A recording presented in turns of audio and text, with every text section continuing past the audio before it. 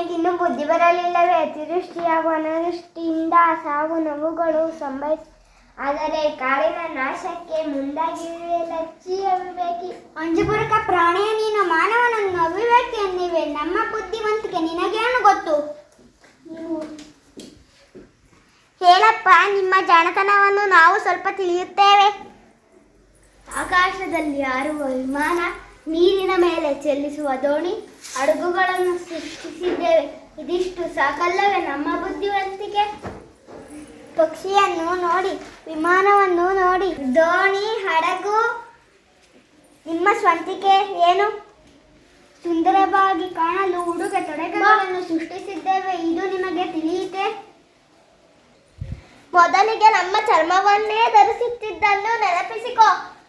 ನಿಮ್ಮ ಬಟ್ಟೆಯಲ್ಲೇನು ವಿಶೇಷ?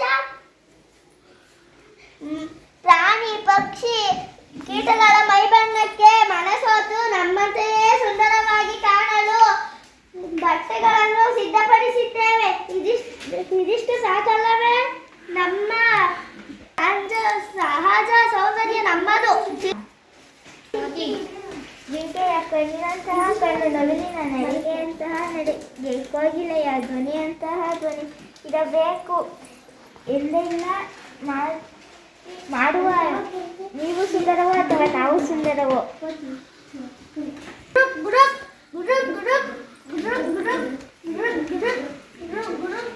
ಪ್ರಾಣಿಗಳ ಒಗ್ಗಟ್ಟು ಮತ್ತು ಬುದ್ಧಿವಂತಿಕೆಯನ್ನು ಕಂಡ ಮಾನವನಿಗೆ ತಾನು ಸೋಲುತ್ತಿರುವುದು ಮನವರಿಕೆ ಆಯಿತು. ಆದರೂ ತೋರ್ಪಡಿಸಿಕೊಳ್ಳದೆ ಬಯಲಿನಲ್ಲಿ ವಾಸ ಮಾಡುವ ನಿಮಗೇನು ಗೊತ್ತು? ನಾವು ಕಟ್ಟಿರುವ ಸುಂದರವಾದ ಮನೆಗಳು. ಬಂದು ನೋಡಿ, ನಮ್ಮ ಬುದ್ಧಿವಂತಿಕೆ ತಿಳಿಯುತ್ತದೆ. ಜೀಜವನ ಗೂಡು, ಜೇನುಗೂಡು, ಎದ್ದಳ ಗೂಡು ಎಷ್ಟು ಚೆನ್ನಾಗಿ ಗೂಡು ಕಟ್ಟಿದೆ.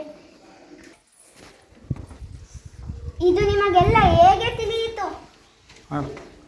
ನಮ್ಮಲ್ಲಿ ಕೆಲವರು ವರ್ಷದಲ್ಲಿ ಕೆಲವು ತಿಂಗಳು ದೇಶ ವಿದೇಶಗಳಿಗೆ ವಲಸೆ ಹೋಗುತ್ತೇವೆ. ಅಲ್ಲಿ ಗೆಳೆಯರೊಂದಿಗೆ ಹೇ ಮಾನವ, ನೀನು ಏನೇ ಮಾಡಿದರೂ ಅಥವಾ ಮುಂದೆ ಮಾಡಿದರೂ ಅದು ಈ ಪ್ರಕೃತಿಯ ಪ್ರಭಾವ. ಪ್ರಕೃತಿಯ ಅಂಗವಾದ ಕಾಡಿನ ನಾಶದಿಂದ ನಿನ್ನ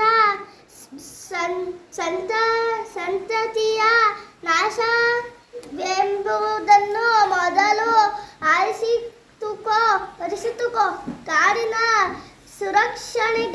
ಸುರಕ್ಷಣೆಗೆ ಮುಂದಾಗು. ಸಾಲುಮರದ ತಿಮ್ಮಕ್ಕನು ನೋಡಿ ಕಲಿ. ನೀನು ಬದುಕುವ ಜೊತೆಗೆ ಪ್ರಕೃತಿಯ ಉಳಿವಿಗೆ ನಿನ್ನ ಬುದ್ಧಿವಂತಿಕೆಯನ್ನು ತೋರಿಸು. ಹೇಳು.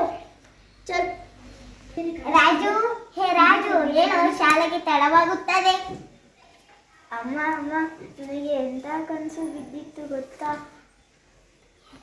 ಕಾಡಲ್ಲಿ ಪ್ರಾಣಿಗಳು ಮರ ಕಡಿಯಲು ಹೋದ ಮನುಷ್ಯನ ಮನಸ್ಸು ಬದಲಾಯಿಸಿದವು. ಅಲ್ಲಿ ಎಷ್ಟು ಪ್ರಾಣಿಗಳು ಇದ್ದು ಗೊತ್ತಾ? ಹೌದಾ? ರಾಜು, ನೀನು ರಾತ್ರಿ ಕಾಡಿನಲ್ಲಿ ಬುಕ್ಕು ಓದಿ ಮಲಿಕೊಂಡಿದ್ದಲ್ಲ, ಅದಕ್ಕೆ ಆ ಥರ ಕನಸು ಬಿದ್ದಿದೆ. ಕೂಗಿ ಎಚ್ಚರಿಸುತ್ತಿದೆ. ಎದ ಮೇಳಕ್ಕೆ. ರಾಜು, ಹೇ ರಾಜು.